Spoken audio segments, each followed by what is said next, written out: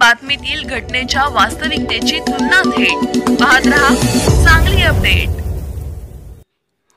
मिरज तालुक्यातील सलगर येथे विकास कामाचा धडाका सुरू असून पालकमंत्री सुरेशभाऊ खाडे यांनी निधीची कमतरता सलगरेला पडू दिली नसल्याचे मत सलगरेचे सरपंच जयश्री पाटील व प्रभागाचे सदस्य अरुण कांबळे यांनी व्यक्त केले। नुकतेच सलगरेत अनुसूचित जाती व नवबद्ध घटकांच्या वस्तीचा विकास करणे अंतर्गत दलित वस्ती सुधार योजनेमधून आंबेडकर नगरमध्ये रस्ता काँक्रिटीकरण पेव्हिंग ब्लॉक बसवणे या 15 लाखाच्या कामास सुरुवात झाली।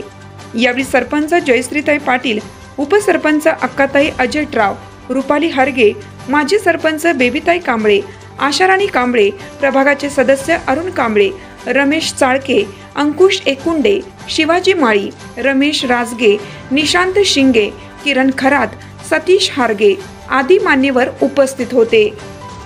आज सांगली जिल्ह्याचे लोकप्रिय पालकमंत्री माननीय सुरेशभाऊ खाडे यांच्या विशेष प्रयत्नातून तसेच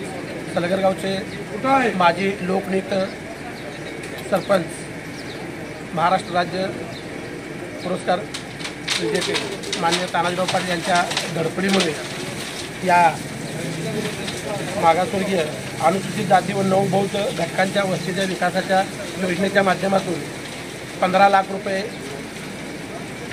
रकमेचा हा कॉन्क्रीट रस्ता मंजूर करून आणण्यात आला। हा रस्ता म्हणजे एक अभूतपूर्व रस्ता, म्हणजे बाजारपेठेला जोडणारा बायपास रस्ता हा गणला जाणार आहे। या कामाची क्वालिटी आपण बघत आहोत आणि ह्या रस्त्याच्या पाठपुराव्यासाठी ह्या विभागातले ग्रामपंचायत सदस्य असतील, रमेश चाळके असतील, चौगुले मॅडम असतील, तसेच पटू सुतार असतील, यांचाही आमच्या पाठीमागे कायम हे जरी आपल्या कामामध्ये व्यस्त असले तरीसुद्धा लोकांच्या दिलेल्या वचनांची पूर्तता करण्यासाठी आमच्या पाठीशी कायम असतात। हा रस्ता झाला पाहिजे किंवा तो रस्ता झाला पाहिजे, हा पाठपुरावा आणि ह्या पाठपुराव्याच्या माध्यमातून आम्ही स्वतः व आमचे सहकारी मित्र